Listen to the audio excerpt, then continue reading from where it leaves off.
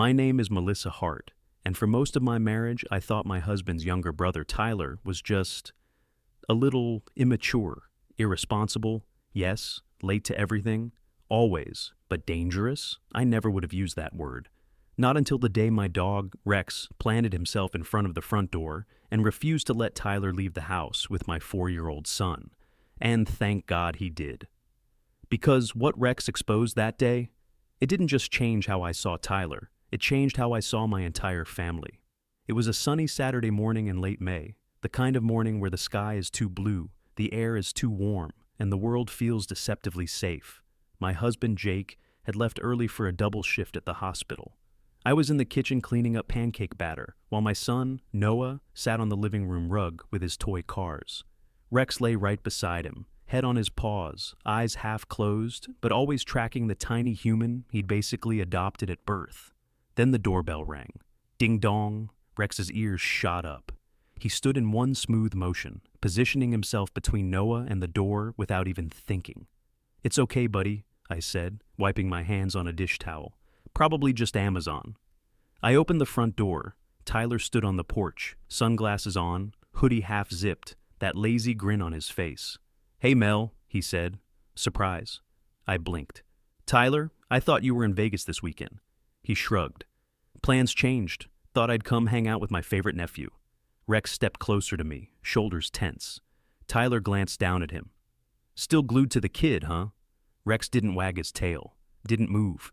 He just watched Tyler the way a bouncer watches someone who's already thrown a punch. I forced a smile. "Well, Noah's been asking about you. Come in." Tyler stepped inside, slipping off his sneakers. "Hey, little dude," he called. Noah's face lit up. "Uncle Ty." He jumped up and ran toward him, but Rex moved faster, sliding subtly into Noah's path, making the boy curve around his body instead of crashing straight into Tyler's arms. It looked almost accidental, but it wasn't. I knew Rex too well. Tyler laughed and ruffled Noah's hair. "Got any big plans today?" he asked. "I was thinking playground later," I said. "Target run, very glamorous mom stuff." Tyler smirked. "What if I take Noah out for a bit? Give you a break?" My shoulders stiffened. "A break?" "Yeah," he said casually. "There's a new arcade downtown. I can take him for a couple hours. Kid needs some fun that isn't PBS Kids, right?" His tone was light, but something about the way he said it dug under my skin. Rex stepped closer to Noah again, eyes glued to Tyler's face. "I don't know," I said. "Jake's not home. He'd probably want to know." "Jake trusts me," Tyler cut in. "Come on, I've taken Noah out before." That was true, once or twice. Short. Trips, Target, ice cream, the park. Nothing bad had ever happened, but Rex didn't seem to agree with the memory. He moved to the front door and sat squarely in front of it, guarding it. Tyler laughed. "What, is he the doorman now?" Noah tugged my sleeve. "Mommy, can I go with Uncle Ty? Please, please, please, please." I hesitated. The rational part of me said, "He's family. He's done this before. You're overthinking." The other part, the quiet, nervous voice I'd learned to ignore, whispered, "Something's off." Rex didn't look away from Tyler, not once. 10 minutes later, Tyler had worn me down with charm, and Noah's begging. "Fine," I said, "but just for a couple of hours. And you text me when you get there. Promise." Tyler grinned, already grabbing Noah's little backpack. "We'll be back before lunch." I helped Noah put on his sneakers while Rex paced in circles around us, whining softly, nose nudging my arm every few seconds as if trying to snap me out of something. "It's okay," I whispered, scratching behind his ears. "He's just going to the arcade." Rex didn't seem reassured. He walked over to the front door again. Tyler reached for the handle. "Let's go, champ!" Rex exploded. He lunged forward, planting himself in front of the door, teeth bared, growl ripping from his throat like thunder. Noah jumped. "Rex!" Tyler jerked his hand back. "What the hell, dude?" "Rex! Hey!" I grabbed his collar, heart racing. "Stop it!" He refused to move. His body was a wall. When Tyler took a step closer, Rex snarled. Deep, primal, the kind of sound that said, "Try it, I dare you." "Call him off!" Tyler snapped. I'm trying," I stammered. "Rex, sit!" Rex didn't sit. He stared at Tyler with a focus I'd never seen before. eyes burning, ears pinned forward. He was not confused. He was not playing. He was deliberately blocking the exit. Tyler's jaw clenched. "Your dog has issues." I pulled harder on Rex's collar. "Come on, boy, it's fine. Tyler's family." Right then, Tyler's phone buzzed in his pocket. He glanced at the screen. His face changed. The easy smile vanished. His expression stiffened. His thumb flew over the screen in a quick reply, like he didn't want anyone reading over his shoulder. Rex's growl deepened. "Who's that?" I asked. "Just a friend," Tyler said too quickly. "Nothing important." But Rex didn't think it was nothing. He took one small step forward, putting even more of his body between Tyler and Noah. And suddenly, in that moment, something clicked inside me.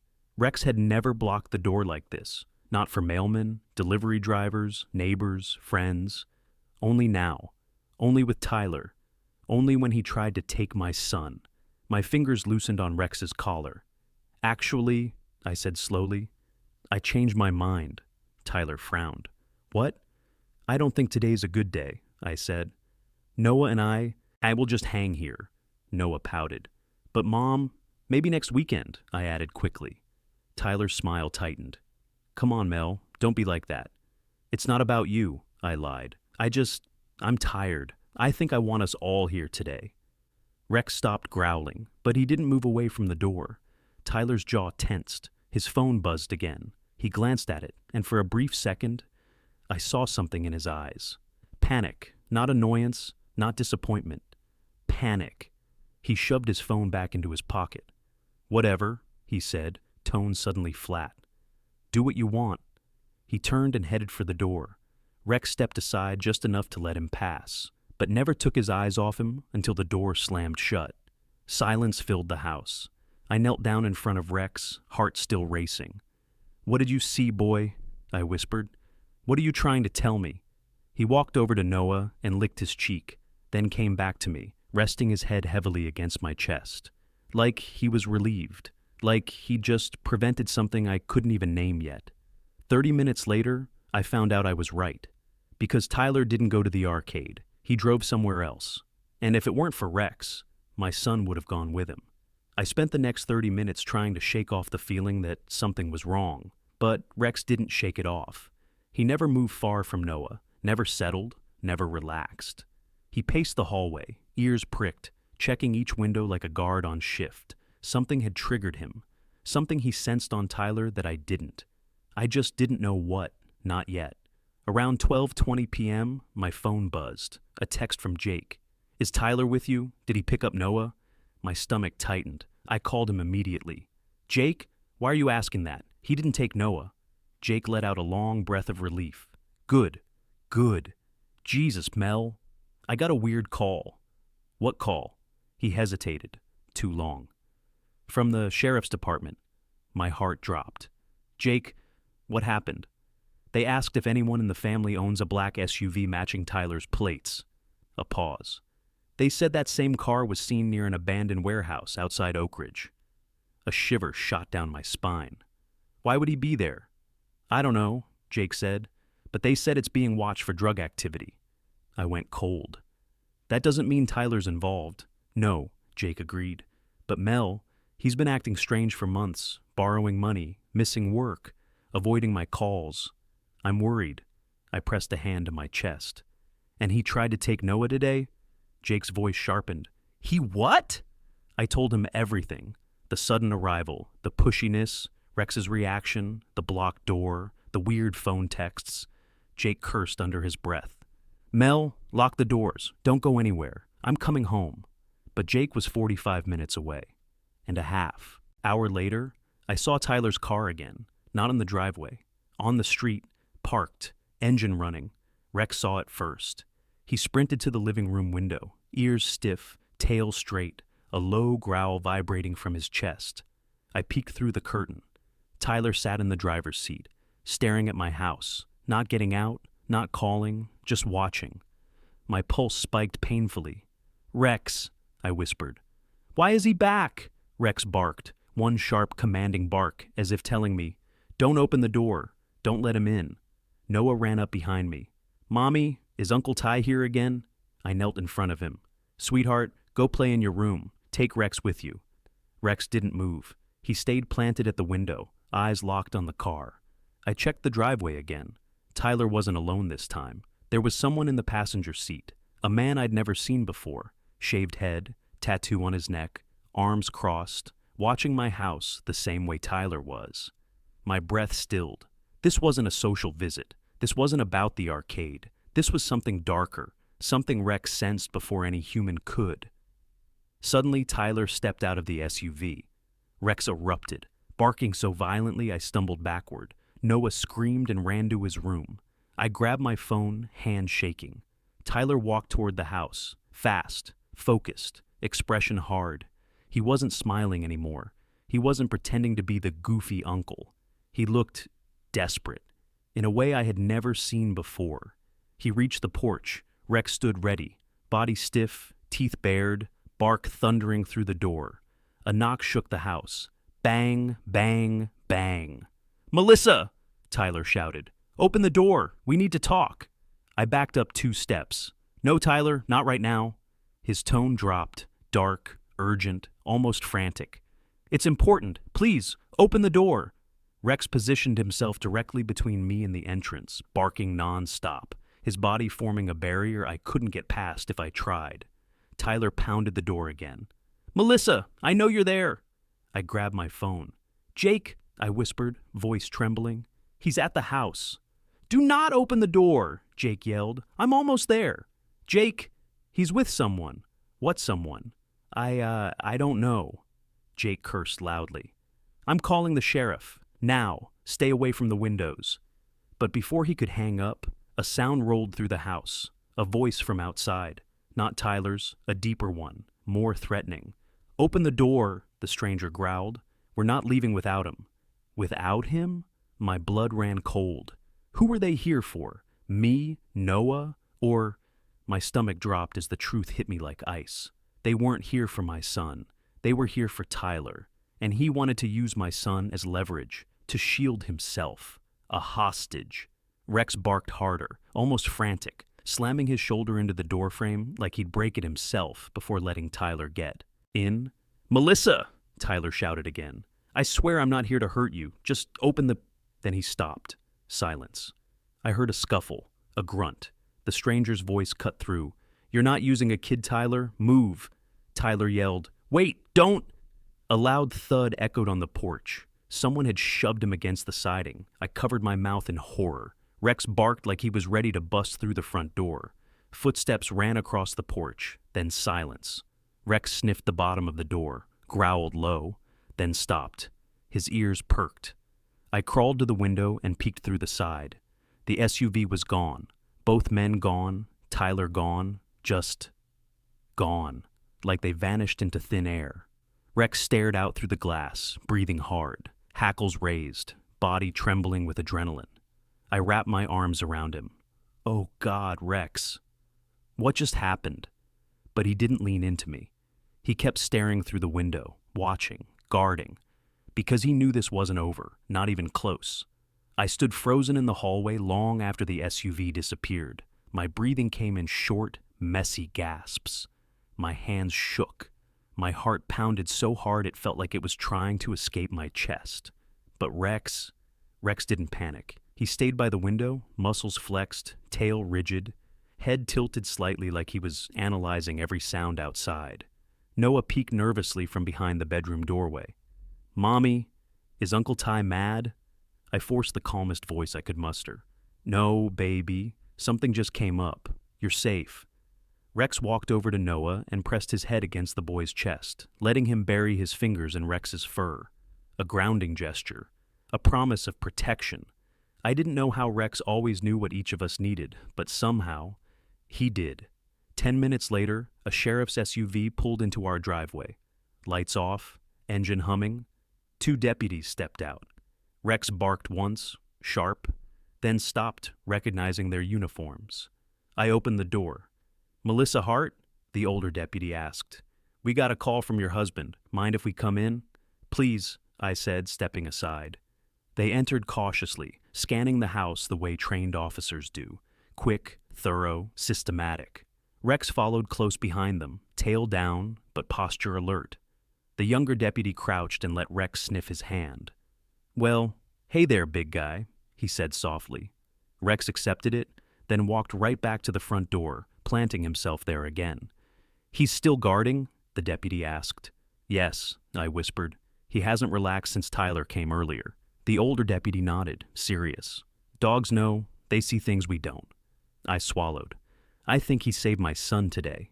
Once they finished checking the perimeters, the older deputy sat at the kitchen table with me to take a statement. "So," he said gently, "walk me through what happened." I told him everything from the beginning. Tyler showing up, unannounced, insisting on taking Noah, Rex blocking the door, Tyler's nervous texting, the strange man waiting in the SUV, Tyler coming back angry.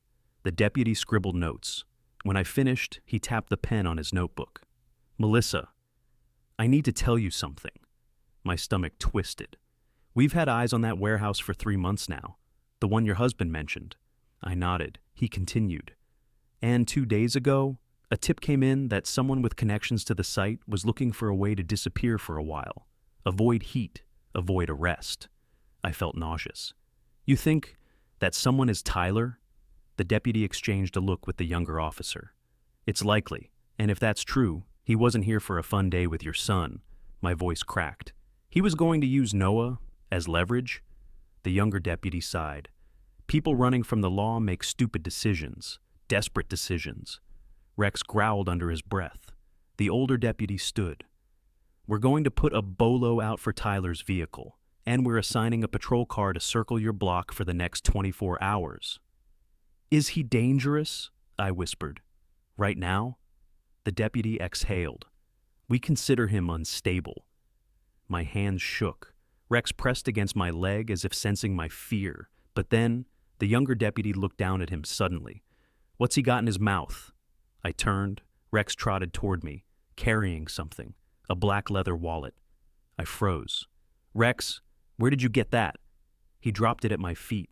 The deputies leaned in. The wallet was scratched, dirty, like it had been stepped on during a struggle. Inside was Tyler's driver's license, his credit cards, $40 in cash, and a folded slip of paper. My hands trembled as I opened it. A single line was scribbled in messy handwriting. I didn't have a choice.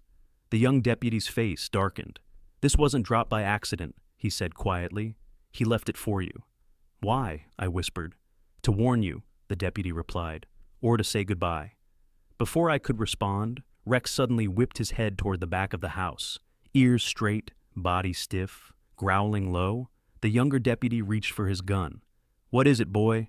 Rex walked slowly toward the back sliding door, nose twitching. He sniffed the bottom edge, then growled even deeper. The older deputy whispered, "Someone's been back here." I felt my skin crawl. "Now?" "No," he said. "Recently. Fresh scent." He motioned Rex forward. Rex pressed his nose to the glass again, scanning the yard. Then he stopped at one spot. The far corner, near Noah's sandbox. My blood turned to ice, because lying half buried in the sand was something small, metallic. The younger deputy grabbed gloves and stepped outside. He picked it up. It was a key, with a worn-out white tag attached. The tag read, Unit 17, Oak Ridge Storage. My heart hammered. The older deputy straightened. "That storage lot is right across from the warehouse we're investigating," I whispered. "Tyler was here. He left this on purpose." Rex barked once, sharp, certain. The deputy met my eyes. "This isn't over," he said quietly. "Tyler's trying to tell you something." Rex growled again, and suddenly, I knew. Tyler wasn't just running. He was being hunted, and whatever he'd gotten involved in, he was dragging my family into it. That night felt impossibly long. Jake finally arrived home around 7 p.m., pale, exhausted, but holding himself together for my sake. The deputies had already filed their report, collected the wallet and key, and parked a patrol cruiser across the street to watch the house. Rex stayed at the front window the entire time, alert, not sleeping, barely blinking, like he knew the danger wasn't over yet. But the real nightmare started the next morning. At 9:12 a.m., my phone rang. The number was blocked. Rex lifted his head, eyes sharpening instantly. I answered. Hello? A shaky breath crackled through the speaker. Mel, it's me. Tyler, my pulse spiked. Tyler, where are you? What's happening? Come home. I can't, his voice cracked. They'll kill me. Who? The people I owe. The ones who followed me yesterday. His breathing hitched. Mel, I swear I wasn't going to hurt Noah. I panicked. I thought maybe if I showed up with family, they wouldn't take me. My stomach twisted. You were going to use my son as a shield? I know. His voice broke. I know I messed up. I'm sorry. I'm so sorry. Rex growled, low, steady, sensing the fear bleeding through Tyler's voice. Tyler continued. I left something for you. The key, the storage unit, that's where everything is. Proof, names, money. If anything happens to me, take it to the sheriff. Tyler, where are you right now? Silence, then. I'm near Oak Ridge. I'm hiding, but they're close. I can hear them. A loud crash exploded through the phone. Tyler screamed.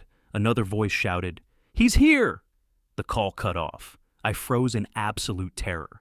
Rex jumped to his feet and barked so violently the windows rattled. Jake grabbed his keys. We're going. Now. By the time we arrived, 3 sheriff vehicles were already there. Officers swarmed the rows of storage units, guns drawn. The air reeked of gasoline and dust. Rex pulled at his leash, nose working overtime. The lead deputy rushed over. Unit 17 was forced open. We think Tyler came through here. Stay behind us. But Rex had no intention of staying behind. He yanked free of Jake's grip and sprinted straight into the darkness of the storage corridor. Rex! I screamed. We chased him. Officers followed. Unit 17's door was bent outward, ripped open like someone tried to get in or out in a hurry. Inside was chaos, papers scattered. Et a beau asto. Duffel bag half zipped, cash bundles on the floor, a burner phone smashed into pieces, and blood. A smear of blood on the concrete. Fresh. Jake grabbed my arm. Oh, God. Tyler. But Rex wasn't looking at the blood. He was staring at the back wall, growling, pacing. Then he reared up on his hind legs and scratched the metal siding, furious, desperate. The deputy rushed over. Something's behind there. Officers pried open the thin metal sheet with crowbars. A hidden gap appeared behind the wall, barely big enough to crawl through, and inside was Tyler, I screamed.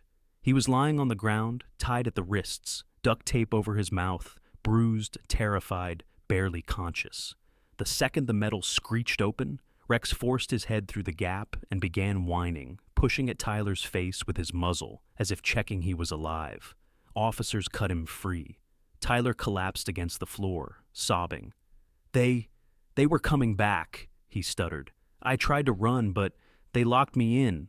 You're safe now, the deputy said. We've got you. But Rex wasn't calming down. He suddenly turned around and barked, loud, sharp, warning. Jake stiffened. Melissa, someone's coming. Footsteps thundered outside the unit, heavy, fast. Officers raised their guns. The metal door slammed open. A man stepped inside. The same tattooed man from the SUV yesterday.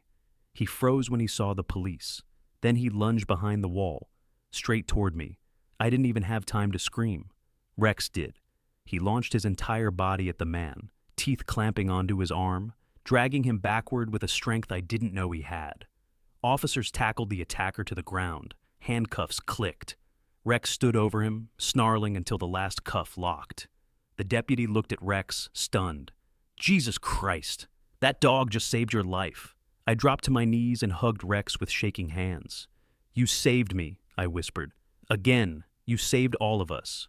Rex licked my cheek once, gentle, then immediately turned and sat in front of Noah, who had been hiding behind Jake, guarding him, always guarding him. Tyler accepted a plea deal. He agreed to testify against the men he owed money to. Jake and I supported him through it, but with clear boundaries. And Rex became the hero of the entire police department. The sheriff brought him a medal. The fire department sent treats. Noah insisted on sleeping with him every night. One afternoon, as I watched Rex curled beside Noah on the couch, the sun glowing warm over both of them, Jake wrapped his arm around me. You know, he murmured, Rex didn't just protect Noah, he protected Tyler too. I nodded, feeling tears prick my eyes. He protected our family, I whispered. In every way that matters. Rex lifted his head at the sound of his name, tail thumping once against the sofa, eyes soft and proud. My guardian. My son's guardian. My family's guardian. The dog who sensed danger long before we ever could. The dog who refused to let evil walk out of my front door with my child. Rex. The dog who saved our entire world.